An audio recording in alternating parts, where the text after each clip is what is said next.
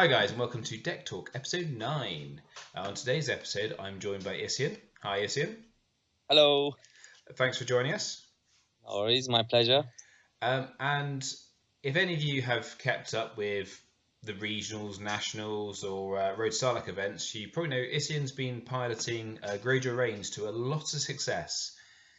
So we thought bring him on here and have a chat about what makes Greyjoy Rains good and good matchups, bad matchups, and why Greyjoy Rains. And I must admit, I'm going to start off with, I didn't realise you were 29-3 in Swiss at 5 of the biggest tournaments in Europe. Yeah, pretty good. It's all right, you know. You made the cut in every single one of those as well, didn't you? Yeah, a couple of cuts. Yeah. So So as you can see, guys, we've got someone here who's knows what they're talking about with Greyjoy Rains. So why Greyjoy Rains? Because if you're honest, when Rains' agenda first got announced, Greyjoy is not the faction that screamed out Rains, because obviously it's intrigue heavy, and you need to win intrigue, and that's not Greyjoy's biggest asset. No, I think at the time it came out, it was a lot of crossing decks, maybe some fealty. The popular deck at the time actually was Whammer's winter deck. Mm.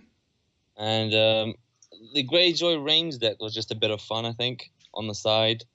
It was just to see if you could do it or not. I mean, you could probably pull it off in a lot of decks just by sticking some intrigue icons in, to be honest. Yeah, I've seen it with Barra adding, was it Salisin? Yeah. Yeah. And Alex did it out of the start with just Fat Cat and just intrigue icons. It's just the utility of the plots, really, that makes it good. Yeah. And I guess also with beforehand, fealty was kind of needed. I wouldn't say needed, but it helped a little bit of the econ curve. Whereas now we have, the Great Hall. Yeah, definitely. Yeah. Yeah, and as I said, in some respects, the island and fish markets. Although I still think that's the worst of the new two gold locations, econ Definitely. locations. Yeah. Obviously, you don't necessarily need fealty as much anymore. No, I don't think you need fealty. It's because a lot of the characters you want to play are not loyal, except the two big guys, and that's I like playing a lot more characters. I'd rather not reduce locations with fealty. I don't know why, but I like having loyal characters, which Greyjoy do not have a lot of. No. In fact, if anything, they're actually lacking, I think, a lot of good, unique characters compared to some of the other factions. Yeah. Obviously, a lot of my experience recently has been with Stark as well as Greyjoy, and with Stark, I think I only run 8 non-unique characters at most. I think that might be down to 6 or 7 now. Yeah. Whereas Greyjoy, you really have to fill it out with non-uniques. Yeah, I think they've got a box as well, which makes up for it. But when when everyone else was getting characters, we were getting ships and non-unique, so kind of sucked. I was like, can we please have a unique character? Do you mean you've not had enough of Monocon power icons? Nope. No, that's cool. So obviously, I'm assuming if we go through the, I guess, plots first, because that is probably the biggest part of Reigns. Obviously, with Reigns, you do tend to see the same starting ones, which is filthy accusations, Yep. power behind the throne, and then Varys' riddle tend to be the 3 kind of staples of almost every Reigns deck. I'm assuming there's no reason to really change those up for this. They're just quite good versatile plots. No, I think they're the most common plots that I flip. I think. Yeah. I don't flip wildfires much unless it's needed, or yeah. And the last one is just a flex plot as well. So at the moment you're on Red Wedding. But Yeah. obviously beforehand that was Forgotten Plans. How do you kind of decide between the two? Forgotten Plans is good, but when you think about it, you can't cancel too many plots. No. And it's not worth canceling too many plots. And now I've switched to, what was it? Red Wedding, which is decent, but it's nearly I've used it once in 2 tournaments I've had it, and it backfired on me a little bit. I nearly got my Asher killed Right. But now with the new pack out, I'm thinking of switching it to Wheels Within Wheels, just to grab a Risen or a Nightmares or Hand's Judgment, anything you need. So for Wheels and Wheels, I guess I've heard a few people talk about putting this in, and Yeah, I must admit, I've been using Red Wedding out of Night's Watch Reigns quite successfully because I have no lords. yeah, that's amazing out of that. Yeah, Like, there's no downside, but it's another plot I don't necessarily want in my plot deck. A bit like Forgotten Plans, I don't really want it as a normal plot. yeah. Whereas having that utility, so to flip into it when it's useful. But Wheels within rules, Wheels. So that's probably what you'd put it. You'd try that now, would you? If you were going to go to tournament today with it, you would Yeah, have def- Wheels within Wheels. yeah, definitely. I think Okay. there's a lot of times where maybe it's like the third or fourth plot, and you've already used your Filthy or your Stand. So Wheels Within Wheels like can sometimes get you out of a sticky situation with a Nightmares or a Risen, really. Even if we do not sell, if they let it go on a pose, for example, you just Wheels Within Wheels, we do not sell. Oh yeah, because still in the same reaction step, isn't it? Yeah, Yeah. Oh, that's a fair point actually. I kind of just saw this as a setup plot for the Annals of Castle Black, but I guess there are probably some other uses for it. yeah. So that's the only use for it is either to take one to just search for an event or to seed your discard pile for annals. And just double check on this because I think if you come up, you only have to technically search for one event, or do you have to reveal all the events that were in the top 10? You reveal as many as you want, and then you take one, and then put the Right, rest in the discard pile. So you can reveal one if you wanted to. If you even saw a hand of 10, for example, you just reveal one to your opponent and take that card. and then shuffle. Okay, The that rest, makes yeah. it a bit better than I the first time I think I remember reading it. Mm. And then the normal plots, obviously, you got confiscation because you have That's to. great. Yeah. Yeah. There's I know people are running about it these days, and I just think you risk, unless you're playing Night's Watch, you're risking it too much. And even Night's Watch, I think it's worth taking it to get rid of a bodyguard if you think they're going to Valor. Counting coppers, just draw is an issue of Greyjoy still. Yes, definitely. Would you be tempted with the new character? Was it Newt? Yeah, but then I really don't like him. Like, it's still giving your opponent characters and cards. I mean, I haven't tested him out yet. So he could be decent, but I don't know. It's a bit risky. An early game, you can't get that draw because anything that's in the discard pile will probably be useful to them. I was about to say he definitely seems better mid game, and then late game you potentially don't need the draw anyway because it's Yeah, like yeah, that's probably a fair assessment. I mean, going for a pillage heavy deck, I think he's probably still worth a look at, but yeah, not as reliable draw. Obviously, we talked about filthy march the wall again because this can be quite an aggressive deck. yeah. Like after a virus, it's great. Yeah, if they get that one character who had a save still left around, and yeah, just Yeah, march them. Obviously, you got Rise of the Kraken. I say I'm never 100% sure about this plot, and normally I kind of chicken out and take Clash of Kings instead, mm, just because the gold worries me a little bit, and I have had games where I've lost it because I've lost the game just because I've not been able to put enough out on that Rise turn, and my opponent has. I usually only play it when I'm ahead and I can really put the pressure on. If I've got like Victarion on the board or some great characters, it's been really good for me. I don't think I'd take it out. Right. It's just been ridiculously good. Like in Flea Bottom, like I flipped it turn 3, like 3 or 4 games in a row and won, just because they didn't have many characters out, and it's got high initiative and it's 2 claim. Even if you don't get the unopposed, it's still great for going first when they least expect it. Like it's really good. Killing a couple of characters, I guess, taking a couple of power and potentially Yeah, flipping out the intrigue, but otherwise, it's if not, you're still taking 2 cards, I guess. taking 2 cards is pretty good. Yeah. Summer Harvest. Now, so this is one I kind of flip back and forth on myself. I've seen a few people when Rains was everywhere. This seemed almost a no-brainer for me because the amount of people opened up Time of Plenty and getting 8 gold, making them go first, and getting a card draw was pretty good. But Rains, in my experience playing online recently, has dropped off a little bit, and Varys' Riddle's coming back as an opener. Yeah, I've felt that a bit as well. I've seen a lot of people open low gold plots and riddles. Yeah. I mean, do you still think this has a place in there, or would you think possibly of swapping out for Time of Plenty or something? Um, like Time of Plenty's alright. I don't like giving my opponents cards, which is why I don't play Late Summer Feast. Yeah.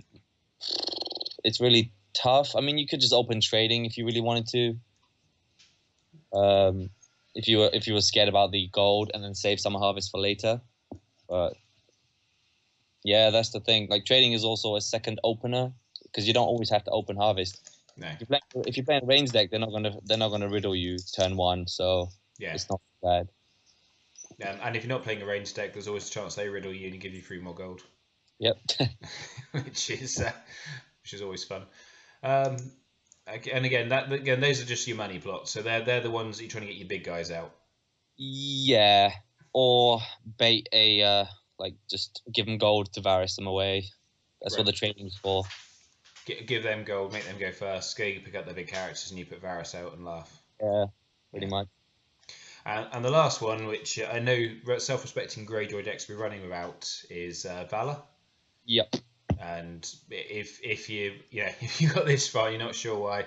Greyjoy had the most saves basically, and this is your board wipe, and especially being able to Valor and then flip into something else to get claim. That's always great. Yep. Yeah, that's always my favourite turns. It is because obviously you can always put Isian chair in. Obviously this deck doesn't run it, and I don't think I am anymore. But yeah, just that ability to flip out and still have claim and have wiped your opponent's board is just priceless, really. Yeah, it's really good. I mean, every deck now I think pretty much has to have Valor, even if you don't like resetting boards. Like most decks will have to have Valor in. Yeah, it's a no-brainer, pretty much. It's only really stuff like the Builder's deck. The wall decks possibly don't. No, a lot of wall decks will definitely have Valor in there. I guess it does. I guess the Builder's one doesn't because it doesn't run Aemon, does it? The Builder's one runs a lot of non-uniques, which is why it doesn't run it. Otherwise, the normal wall deck will. Right. A fealty deck, for example, definitely run it.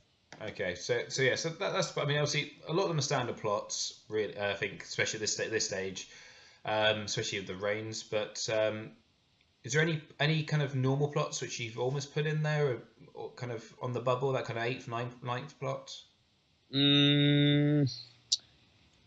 Yeah, like the Late Summer Feast thing again instead of Summer Harvest is also an option. Yeah. But I mean, Summer Harvest is pretty good. Even if you hit other Summer Harvests, they're only getting 2. And there's been time, like a couple games where I've hit Summer Harvest as well, and we've both had nothing, but it's worked out pretty well. You can survive all right on low gold plots. Yeah, there's a lot of good cheap characters we're going to get onto in a second here, and which can also help when you have low gold.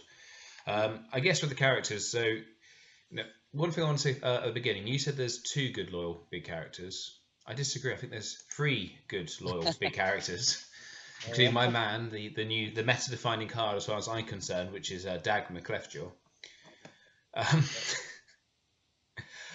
So with the character base, obviously you've got 7 cost characters in here. Yeah. Or cards anyway. I know. I assume that's just because of Great Hall. Great Halls help a lot. I would not be playing Dagmar if like Great Halls didn't exist because you just can't afford it. Also, the markets as well. Like I try and turn the markets on using Varys and hold on to my bigger guys. So once I do Varys, I can then drop them and still have loads of money. And this is something which I personally like. Now I think it's a great idea. Now I'll be honest, I've dropped the Great Halls, I can't remember. I think I've gone back to the Sea Towers instead of not Great Halls. Sorry, the markets. I've gone back to the Sea Towers because I don't run Varys, or I think I run them as a one-off, and it's just not reliable enough. But I did love when I first time I saw that combination. It just seemed perfect because obviously it's unlike Valor where you're killing everyone, which obviously works better with the Targaryen location. Just discarding everyone, just build straight into this market. Yeah, it is a bad card though. Like having to build around it isn't ideal. It should have probably been less cards, like 5 or 6 cards would have been all right. Turned on turn 2 maybe. Like every other location, the 2-cost econs are like great for every other faction except the Greyjoy one. Yeah, the other one I think it should have been if you go first, game 2, if you Yeah. go second, game 1. Yeah, like the what's it called? Like the Martell one. The fiefdoms, be the opposite. And the other thing I liked about that, and so little tangent, is the fact that then it would give your opponent a reason to want to go first, which generally speaking Yeah. you don't want to go first. Yeah. So I don't know. It's all right. It's you know. It would Just have not. fed a lot of crossing decks, I think. If it was well first tech, it would have made a lot of crossing decks more potent. That is fair, actually. That's very fair. So the characters, I guess we start at the bottom of the curve and build up because generally speaking, the better characters are at the top. Not going to talk about the eyeline and fishmongers. If you don't understand why they're free of, I'm a bit worried at this point of the game. One of my personal favourite cards, the 2-cost section, the Lord's Port Shipwright. Yeah. Free of, assume that's never a doubt. You just whack 3 straight in. Like there were two of, but I moved them up for Flea Bottom just because they're cheap and they're really good at what they do. So is that to nil Flea Bottom or? Oh, so Flea Bottom the event, sorry, not the card. No, the event. Sorry, yeah, yes. Yeah. Sorry, the tournament, not the card. That's going to get confusing. My bad. No, it's my bad. I'm misunderstanding. Obviously, Maester Windermere, good cheap stealth again. Yep. Another, of course, a power monicon because it's Greyjoy. Yeah. And he's unique for a tainted if you ran a tainted. Oh yes, that's a fair point. Another one, you got the Wex Pike. I assume he's just here because he's unique and he's got an intrigue icon. Yeah, like he's not that great. Like I haven't found him many games, and even when I have, I never bestow him. But he's been really, really good in one game against builders when I found him in my opening hand, and I managed to get 3 gold onto him, and then it was a bit awkward for his builders. Yeah, because they're mostly free cost, aren't they? Yeah, 3-4. Yeah. Yeah, I mean, I've used the dominance action on him a few times, mostly because I had gold left over, and why wouldn't you? But that's about it. But yeah, being a one-off, he doesn't survive very long either. No, you're not wasting an iron mine on him. Yeah. Okay, so we've gone to the Priest of the Drowned God. Now, I've got a question with going forward with this deck. So obviously, Priest of the Drowned God, absolutely amazing. The amount of games I've won with Rains with them by just having 2 of these to be strength 8 between them, and then you would just put Euro on in, and you're basically triggering Rains by yourself. But with the Begging Brother and that useful ability, may you be dropping the Priest going forward? Remind me what Begging Brothers does again. It's the 3 for 3, intrigue, power, bestow 3, and the interrupt is discard a gold to cancel an effect. So a card just cancel a triggered a character ability. So what strength are they at? 3. 3, right? Yeah. But then you have to bestow them as well. I mean, I just think you bestow them 1, and that way if you think your opponent's got Varys, which is the main one. Fair enough. 1 gold. Varys doesn't trigger. That works, yeah. I mean, it's an option, yes. That's definitely an option. But, yeah. Because the priests don't buff anybody else in this deck except themselves. Yeah. So I think about one of those where if you have 2 priests together, they might be better than 2 Begging Brothers. But a single Begging Brother with 1 gold on it, yes, it's 1 gold more expensive than the priest. It's probably better than the priest. Yeah. But for moving forward, I think I'm going to take the Rose Roads out and put Sea Towers in. So you can have less money to. Because I've got the only neutrals I have is Littlefinger, Varys, and Great Halls, I think. Yeah. So yeah, and they turn on straight away. Unlike Rose Roads, you have to wait a turn. I think that's fair. In Fracas, there's a lot of games where I wished this was a B tower because I needed that 1 gold at the time and not next turn. So yeah, and it's always the argument of what's better, the kneeling now or that gold forever, because obviously later on that gold can pile up for other uses as well. Whereas if you're not playing any characters, for instance, because you're not drawing any, having gold's better than having the reduction. But Yeah. I can see your point as well.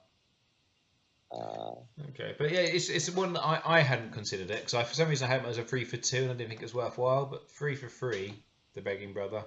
Yeah, I I, mean, I'm going to be housemate. testing anyway. Sorry. Yeah, there's definitely something I'll be testing as well.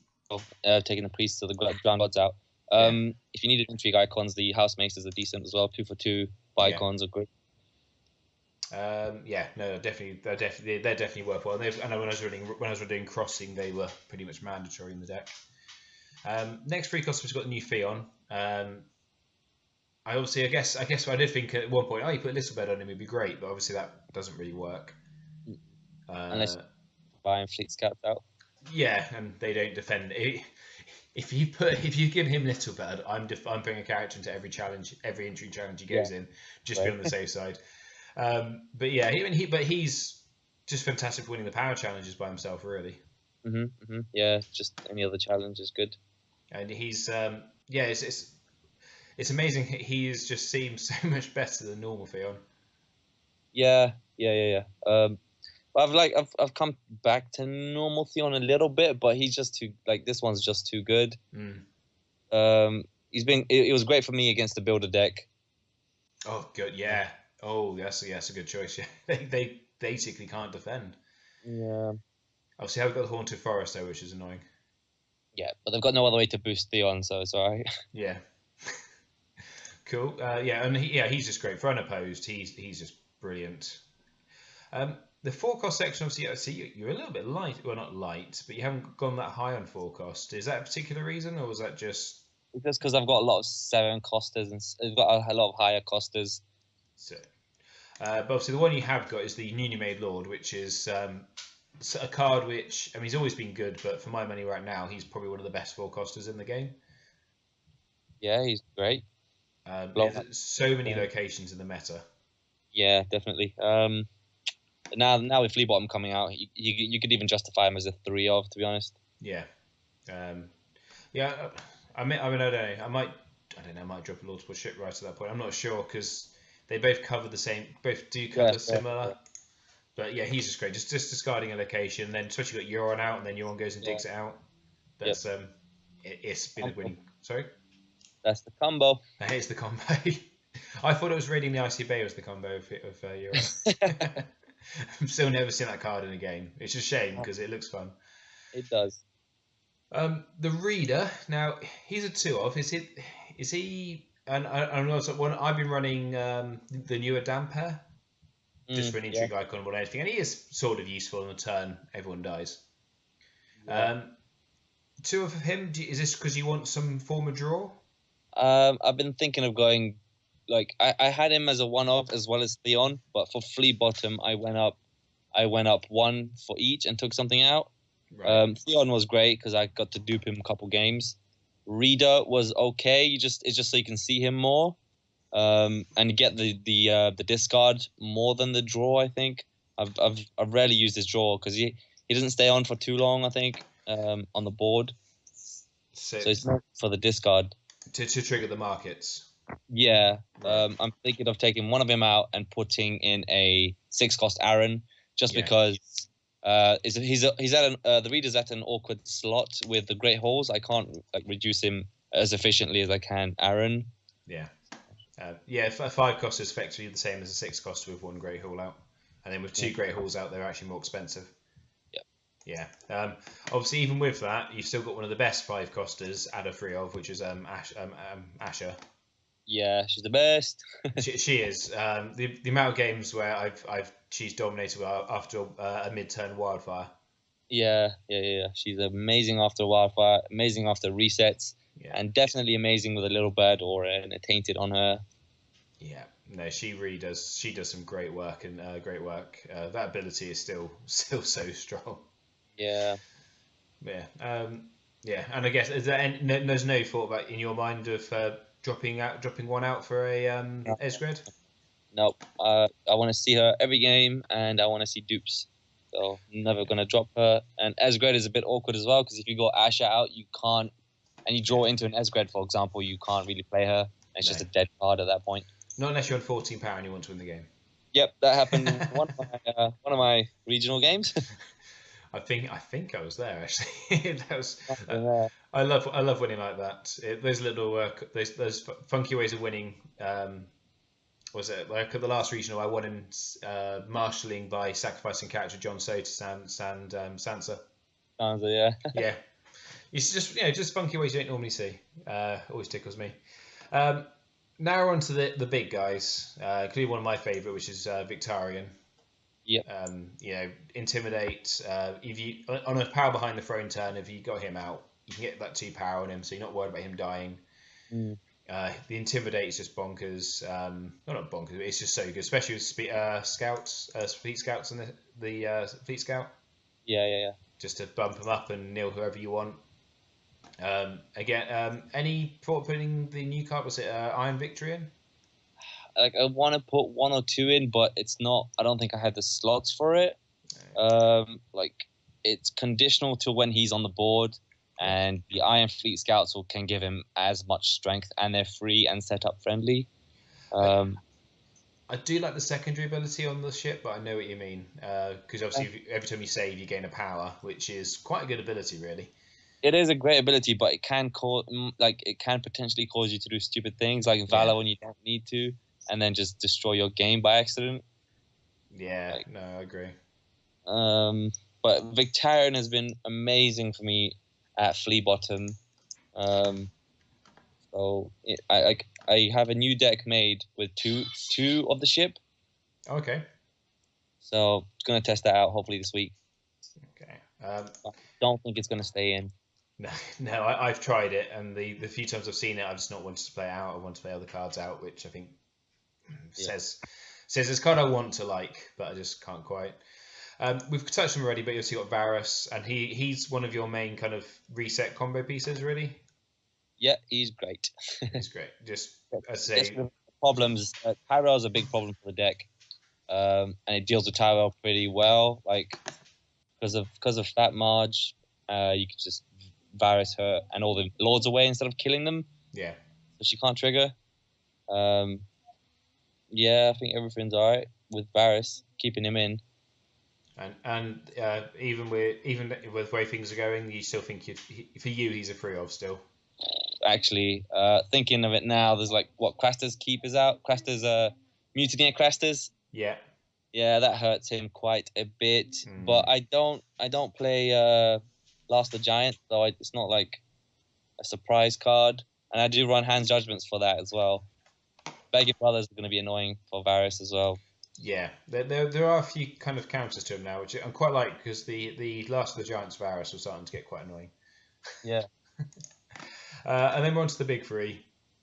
So you got King Balon, not normal Balon, which for a while I was very resistant to King Balon, but actually he's pretty damn good, isn't he? Yeah, he's amazing. With Power Behind the Throne, you can get 3 challenges out of him with a little bird. Yeah, and I love the fact that everyone, well not everyone, but a lot of people forget about that little ability, the action, nil location, give every loyal character +1 strength. The amount of challenges I've won because people have forgotten about that. A lot of people forget about that. Some people do remember, though. Good players will remember it. Yeah. But a lot of people forget, and it'll cause you to win challenges pretty well. And it's you got to remember, it's 1 strength per character as well. Usually you've only got him or Euron in the challenge, so if you have both of them in the challenge, it's +2 strength. Yay! Which is obviously great on your range if you got Little Blood on him and you're trying to do range triggers. Yeah, it's good. It's good. Yeah. So you got Euron, who right now you've just got to. He just does so much work, especially in this deck. Cause you've got the right icons, but that ability that with obviously getting discarded locations when you got like Astapor. The Plaza of Pride, the you guys know there's just so many good econ locations as like good locations right now that he can just steal. There is, yeah. Even if it's just econ, it's still great. Oh, I love nothing more than we do not selling a fiefdom and then stealing it. Oh, best thing ever. Yeah. And then lastly, and also on the subject of nightmares and locations, you got Dagmar, who I know he was a joke character when he first came out. He wasn't very good, but the meta is set up for him, I think, to be a good card. I've not regretted taking him. There's so many times that he has won me games, like stealing a red keep. Yeah. And the big thing is it's stealing like a duped red keep. A red keep that I probably couldn't have newly made Lord. I can't newly made Lord or We Do Not Sow. At least not. I have to do both. It cuts out the middleman of Euron and We Do Not Sow. Yeah. Which is really good. At the London Regional, I had 2 of him in my deck, and I was nightmaresing Econ left, right, and center. Yeah. And sticking it. But I've gone down to 1 just because sometimes it's just not. I don't, like I've seen him, but I don't want to play him. There's better things to play. That's fair. I've like at what was it called? At Aldershot, I was playing Night's Watch, and in the semi-final table, I think against Rebecca, she played a Dagmar, but she had 3 Iron Fleet Scouts out, like turn 2. I had all these locations in my hand I didn't want to play because he just steal everything I played. Yeah. I had to wait and either kill him off or just try and win the game without playing any other locations. Yeah. No, he does do that, and sometimes that's the best thing. Just stopping your opponent from playing these cards out of their hand. Yeah. And worst case scenario, he's a renowned body. Helps you win the game. Yeah. He changes how the opponents play the game as well. Yes. Oh yes. Against James Harrison, he played what's it called? What's that Tyro card that gives you a power for every 5 strength challenge you win? Honeywine, is it? Yes. Oh yes. Yeah, he played that, and I had Dagmar out, and he didn't want me to steal it, so he didn't trigger it once throughout the whole game, so I just left it there, and it just became a dead card. See, that's he just paid for himself there. He's basically a nightmares every turn at that point. That's brilliant. No, he's. I do remember the conversation where I think it was James Novetsky said, "Why isn't Dagmar a card?" And I kind of started laughing, and then I kind of thought about it and went, "No, actually, why isn't he? Why isn't he a good card at the moment?" And I just tried him, and yeah, he's been great. It's a good one-off. I think I'm up to 2 at the moment. I think I might have dropped to Balon, but I think I'm probably going to go back. It was just testing. I'm thinking of dropping a Balon as well, actually, but okay. Yeah, it's because of the econ now. He's playable, whereas before, when he did come out, there wasn't that much econ, so it was like 6 cost Balon, 7 Euron, and you didn't have much more gold to play anything else. I think also the other problem he suffered from was you had Miri and you had Tyin come out at the same time, which were kind of the similar kind of characters. And compared to them, they were much better. They were at that point they were far better. Well, I mean, Miri defined the meta for about 6 months. Yeah. Whereas now you don't really see it that much, and say Dagmar's coming back. He's having his time in the sun. Attachments, no bodyguards. No. If I took the Varys out, I would play bodyguards. Right.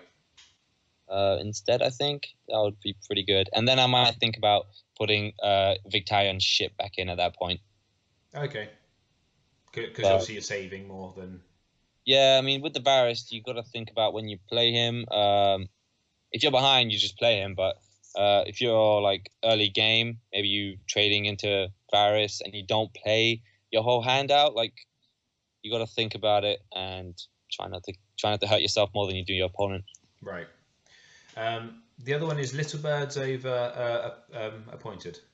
Yeah, this was a change for Fracas because, I mean, Barra were nowhere to be seen in the meta at the time. Yeah. So, I mean, why not? At that tournament, I think there were 3 or 4 Barra players out of 100, 200 and something. 197 players, or about 4 Barra players, which I didn't get to play, so it's great. And are there any cards that aren't unique that you're putting it on? Yeah, of course. What's it called? Newly Made Lord, of course, yeah. Great for that because they're 4 strength. And it makes him actually a better, more useful card than just the Paramonicon. Yeah, that makes sense. That makes complete sense, actually. And with the Appointed, you can't use it on them, which isn't. Yeah. No, and I went for Appointed because everyone Barra, but you are right. You hardly see Barra these days. No, but Barra is coming back though. I think with their econ out now, they're probably going to come back. Yeah, I played a bit more online. That econ though, I found it can be quite swingy. Yeah, I mean, if you manage to win Dom and their econ doesn't stand, and Yeah. you valor them, they haven't got any econ to play anything else out. It's a bit of a catch-22. No, I did. I think I can't remember, but I was playing against one with. It was Night's Watch again, but I did the fire that burns. I think like turn 6 and turn 8, Mm. and I went second, and I basically didn't do any challenges because I was like, well, it's fine. Your econ doesn't stand, Yeah, and I'm winning Dom. I'm getting the wall. I'm kind of happy with this. Whereas he had to really go put a lot of effort in, and then wasn't getting any econ to kind of improve his board state going forward. yeah, it's a bit dodgy. Yeah, But I'd but still have that than Iron Island oh, Market. no, without shut it down. I'm not saying let's not go crazy. I'm not saying that. uh, Obviously, Ray talked about your econ package. Iron Fleet Scouts, still a great card, even from since core. It's zero, brilliant for setup, and just makes that challenge mass awkward. And I guess this is one of the cards that makes Greyjoy Rains kind of tick, Yeah, really. you need it for the Reigns, I think, because Yeah. you don't have many strong entry icons, so you need to really boost your characters. Now, this actually could be one argument. I know we talked about the Beggar for the Priest of the Drown God over the Beggar, because obviously this can't work with the Beggar. Yeah, can't boost the Beggar. I mean, Priest on their own, if your first player is 5 strength with an Iron Fleet Scout, with 1 Iron Fleet Scout, so you get it if they have no intrigue icons, get the Reigns off. That's why it's priests instead of begging brothers, I think. Yeah, that is a fair. I hadn't thought about that. It's yeah, that's definitely some testing. I've got a few decks I need to try. Oh god, Nationals is scaring me right now. Thoughts on deck list. I have mines because Valor's a card. I think there's no more to say about that, really. Now your events are quite interesting. So we had Whammer on a while ago talking about some. I can't remember which deck it was now, but obviously he talked about only having kind of 3 events, so that you're consistently seeing the same events. Whereas obviously you've got 5 different events with some varying numbers on them. Now, so you got obviously 3 Risen because again, Valor's a card. 2 Nightmares and 2 We Do Not Sow are quite common at the moment already. All the other Greyjoy decks I've seen. Nightmares, great card. We Do Not Sow is the one of the Greyjoy cards, really. Yeah. Like this deck doesn't focus too much on unopposed, so you might not be able to get the We Do Not Sow off a lot. So that's why it's down to a 2 instead of a 3. I really want to play 3 Nightmares and 3 Hands Judgments though, because the Nightmares were amazing throughout every tournament game basically when I saw them, and so were the Hands Judgments. So Hands Judgments card again, which obviously made its way back in. Is this mainly for your Risens? No, I don't. The Risens are not the problem. It's more of stopping other people. It's their Last of the Giants. It's like cancelling my Nightmares, just cancelling their good events like Tyrell, Lord Renly's Ride, and whatnot. Yeah, because that can be a very devastating card.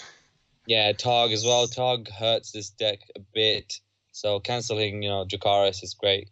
Yeah.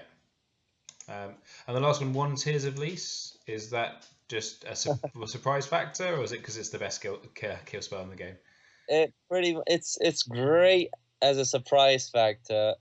It's won me 2 or 3 games, I think.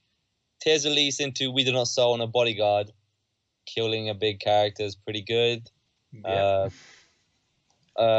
It worked against the builders, I think, when they had like 1 or 2 characters on the board. Military, then Tears is pretty good. Yeah, I don't know, just because I could get the intrigue off, why not have it in there? It's safer than put to the sword, I guess. Yeah, because also the question would be, obviously you're running 61 cards. Is that the 61st card? I think it is, yeah. So, but it has won me about 3 games, so it has helped win me 3 games at least. The thing I always think. Was it going? In those 3 games, sorry, it made my job a lot easier. Like, it just made the whole game a lot easier by killing someone massive.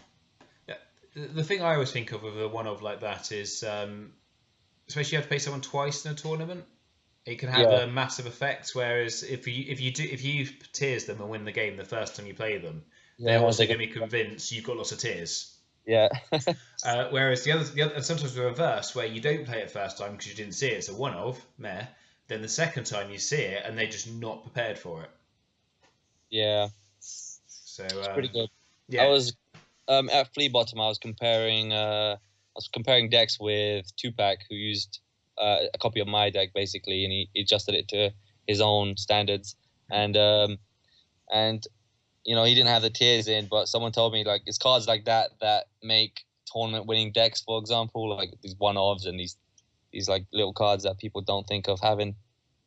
yeah, I think that is fair. It's that's a very good assessment. You do find when you look at a lot of tournament decks, and when I spend my time looking for Thrones DB, which with the current meta I'm doing a lot, you just see somebody say, "Oh, they've taken that card." I hadn't thought about that, that card for a while. Yeah, not always, they're not always good sometimes, but I know what you mean. The top players, they always find these cards which some other people haven't looked at the same way Mm. and make the most of them. So, what is the kind of worst matchups for this deck? Um, let's see. Lanny, you've got all the intrigue icons, but they do lack the power icons. Um, if you let Lanny get out of control, they can destroy you. But Yeah, you have to try and keep him down with Valor's. I think that's the easiest way. Kill and Valor, and try and go first. Victarion has been amazing in my Lanny games just because they lack the power icons and he can intimidate all their other shit down, which is yeah. great. Against Lanny, do you kind of probably target? You said about the power icons. You just target power more. You possibly even, I wouldn't say forget about Reigns, but Reigns becomes a secondary just to winning the power. Sometimes you need range though. That's the thing. Okay. Just for filthy. But if you can get it off, you can get it off. Sometimes it's just not happening. Yeah. There's way too much. Power is the easiest thing to get through against Lanny because they don't have Yes. the icons. But bar Tywin and Tyrion, they really lack it. Yeah. Night's Watch is okay. That's what the Varus is there for. Like against Night's Watch, against the builder deck, I specifically made this to like work against builders as well because three Varuses hurts them because they can't find the characters too fast. Mm. Especially when they don't have the Castle Black Masons to search for everything. Yeah. And then you also put them in that mindset, I guess, where they got to Isle of Ravens, either the characters or the locations back. Yeah. It's tough once if you can get their hands down, and then Varus, it's really simple from there. Like it's not too bad. It can help you out a lot. Whereas if you try and just play them normally, they're just gonna Craven. Sorry, your big characters milk your big characters. It's not ideal. What else? Against other Greyjoy decks, it's wishy washy. It's whoever sees what first, like in every mirror match. Yeah. What else we got? Tyrell is hard. Tyrell got good decks right now, good characters, a lot of econ as well. And Varus has helped me a lot with the Tyrell decks. Just one of the big ones I think sometimes also forget about Tyrell. If you do Varus into Valor, and Marge might have had one save, which she's in the Varus. Obviously, if Marge dies from the Valor, she can't trigger her reaction when another Lord dies. Which happened a couple games now, which is it's either Varus into March or Varus into Valor to kill big boards. Or because I remember there was a big tournament in America that came up and they ruled it wrong, and Whammer made that rule. Whammer came up and talking about it, and it was a really big kind of that really changed my way of actually, so it's not if you can get them down so she can't save, then she's basically blank. Even if you can't kill her, if you can get all the other little lords and lords off the table, she can't trigger next turn, for example. Yes, that's a fair point. Yeah, I guess so. Stark, because obviously Winterfell can be a problem. Stark Winterfell can be a problem, but I think you can edge it out in just renown battles, kind of. I haven't faced too much Stark, I think. No, they're not big in the meta at the moment, in all fairness. No, but I mean, you've got stealth. You've got stealth to get past Cat. Yeah. But we don't have many. I don't think we have a Winterfell in this deck.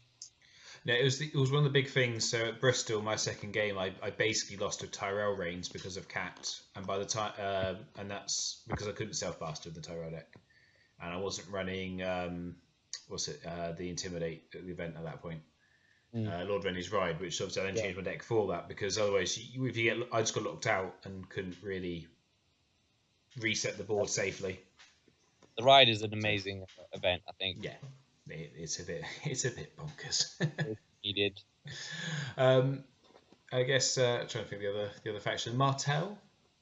I don't like playing Martell. No, it's never fun.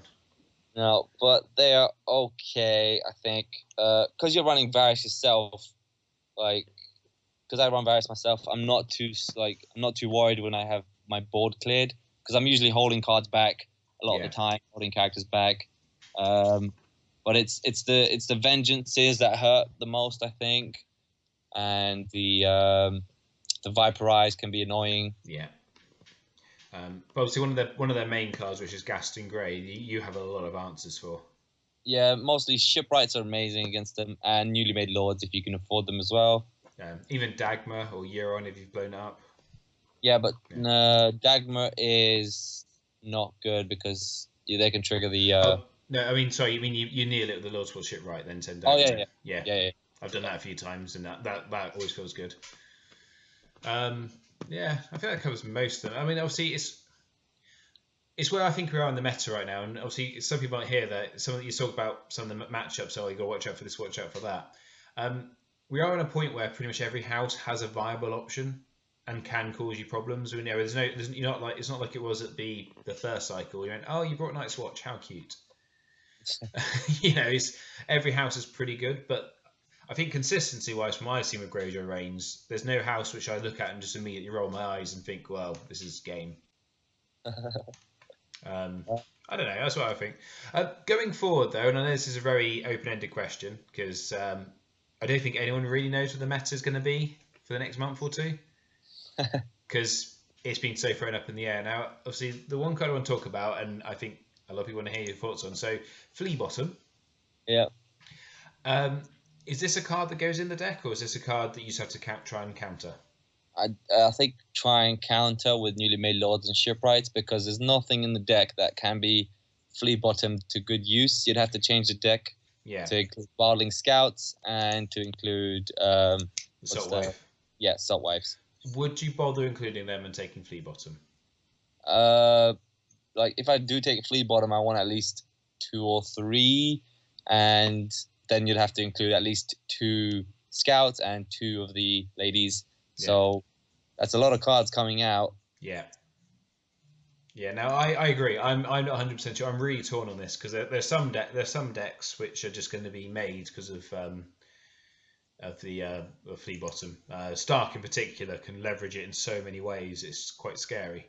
I don't think the Flea Bottom is good for the Greyjoy Rains, but it can be great for crossing or fealty, just to get the Saltwives.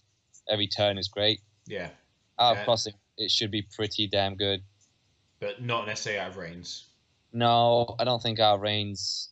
It'll just take too many cards away, and it will make triggering Rains a lot harder, I think, depending on what you do. Because I'll be honest, the current deck I'm using, I've been trying it with 3 Saltwives and 2 copies of Flea Bottom, and so far I've played about 9 games or so of it. Yeah. I think I've had the combo going properly once. Yeah, it's a bit tough. And it just doesn't really seem to... It's not really set my world on fire. It's a lot of cards. You know, if I'm putting... That's 5 cards into my deck towards a strategy. I probably could put more in, but, you know what I mean? If I'm putting that many cards in, I want it to be a bit more consistent. Yeah, people were talking about the world falling, Sky's falling, sorry, when that card came out. Yeah. It is very abusive with Summer and with Breath and Border. Yeah. Those are the most abusive spells, I think. Yeah, no, Summer with Jon Snow. Yeah, Summer with Jon Snow is the worst. Yeah. You never can kill. Especially if Rob's out. Yeah. Yeah. Yeah, I've seen that. It's ridiculous. I mean, with 2 gold, you can bring him in, stand Flea Bottom again, bring him in again, and attack, for example. It's pretty bad. And stand the wall. Bloody hell, yeah. Yeah. Yeah, Night's Watch love this card. But the thing is, I would say, I assume they probably just dropped the Haunted Forest or something, because it basically they don't need them anymore. Yeah, they probably don't need them anymore.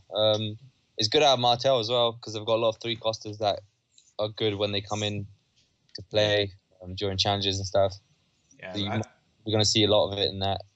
the other one I've been is Targ, using it with Second Sons. Yeah, but again, it's like you said, you know, what if you don't see the location or the characters? It's like having it's the same thing for this wife. Yeah, no, I do, and it is a combo card. I personally feel I personally in the opinion, except maybe out of Night's Watch with the Veteran Builder, which is just a silly combo. It's a because the Veteran Builder is also pretty good by himself in that respect. If your strategy is let the wall fall down,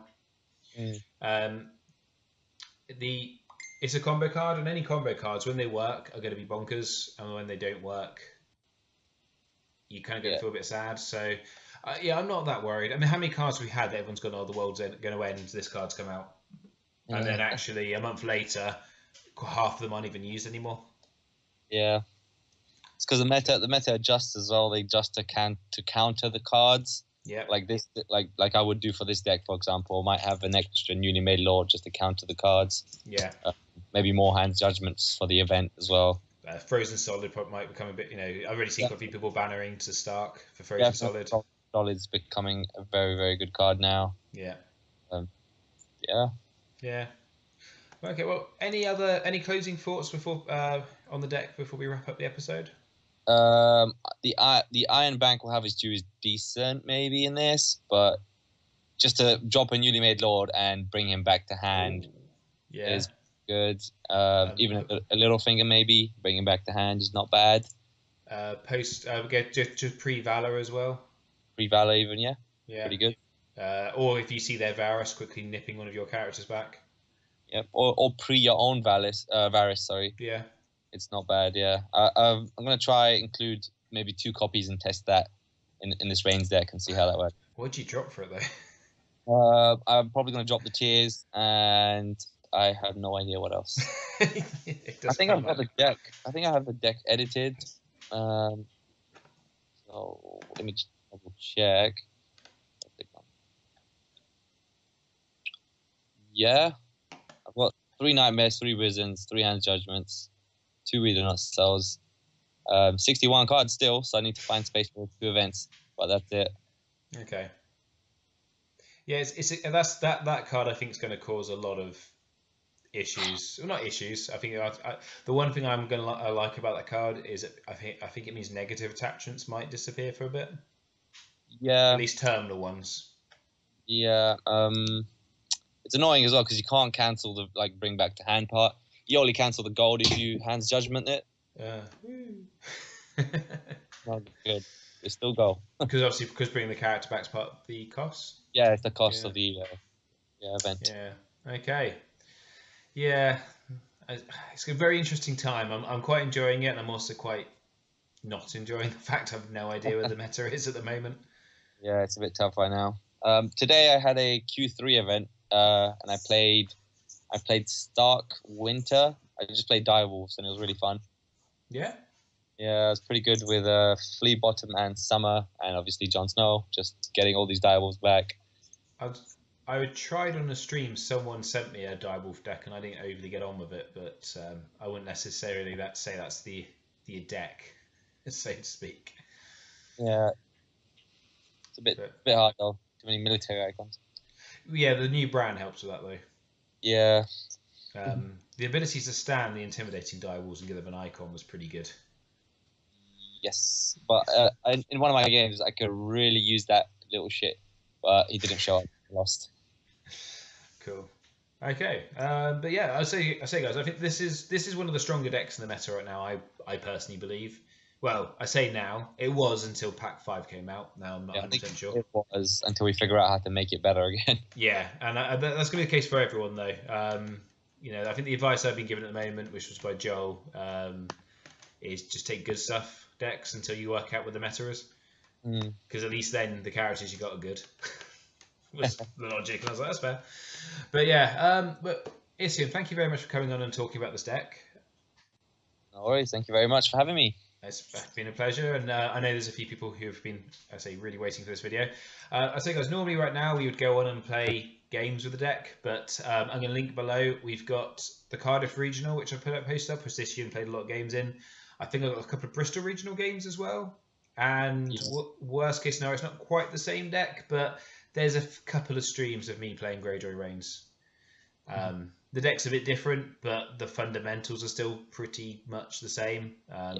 It's just I'm just not as reset heavy. That's the main real difference. And I quite like the Corsair's Dirk. Rightly or wrongly. Yeah. Rightly. Or wrongly. I don't know. I don't know if it's right or wrong, but it's just personal preference, I guess. It is. I'm not quite brave enough to go that reset heavy. It's yeah. I've only just come to terms with using Valor successfully, so I don't want to go too crazy just yet. Fair enough. But okay, guys. Well, thank you very much for listening or watching, and as always, it has been emotional.